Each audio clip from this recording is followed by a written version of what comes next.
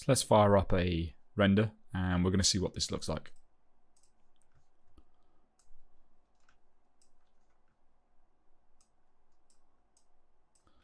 Also make sure that we're rendering using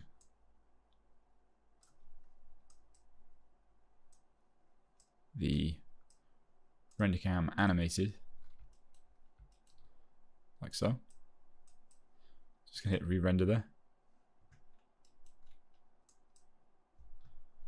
I'm gonna make sure I've got my terrain material applied. Looks like that's not applied.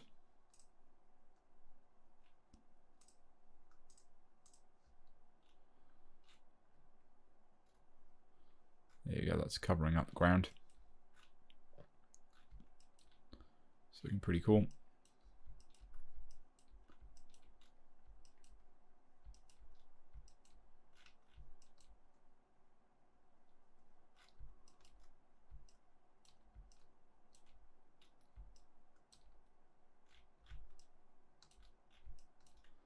I think overall that's looking quite nice. So let's take a snapshot, and what I did was I just adjusted the light. So I boosted the exposure up to 1.25, which is not too much. Let's re-render.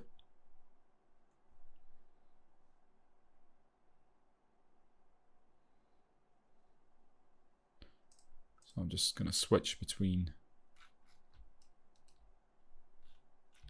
the old lighting and the new lighting. And it's actually pretty crazy what atmosphere does to a shot. There's just no depth in this shot right now. And the trees are in more or less exactly the same place as what they were in the final shot, but without that fog and atmosphere, we really lose a sense of scale. So it's very important in your scenes to include atmosphere in almost every single shot that you do, even if that atmosphere is nice and subtle. I mean, this is a particular case where the atmosphere is like really strong. Yeah, that's looking really cool.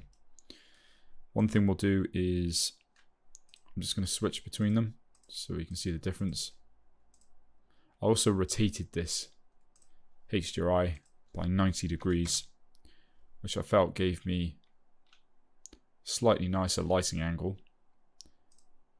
Just gave me a little bit more shape here. So you can see here, wherever the sun is in the HDRI, it's sort of hitting these trees sort of front on.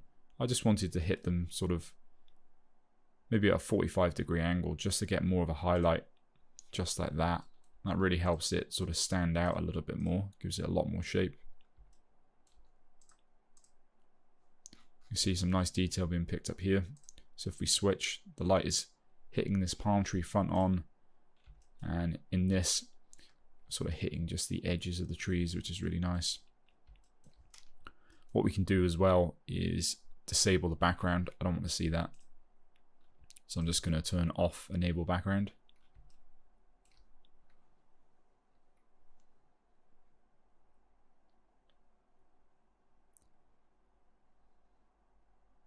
And the first time round, I think I shaded this.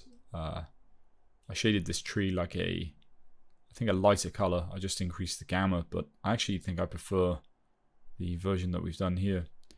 We've also got no leaves working on this baobab, so I'm going to pause the render. I'm going to see what's going on there, and then I'll come back to you guys. But in terms of the lighting, that is pretty much it. The one HDRI used, rotated at a 90-degree angle, and an exposure of 1.25. Really nice and simple. So I fired up another render and got the ivy working, and the reason why that wasn't working is because we didn't save out the ivy in the Redshift proxy. So what I did is that I took the ivy from here, copied it, I pasted it inside the Baobab 2 field Madagascar. So I pasted it in here and I just merged it in. And then when those are combined, you can render to disk. And then that way, when you import the Redshift proxy file, this is the tree and the ivy. So this is what we get, which looks really cool. So what we're going to do now is we're going to move on and we're going to create a sort of generalized fog and some clouds.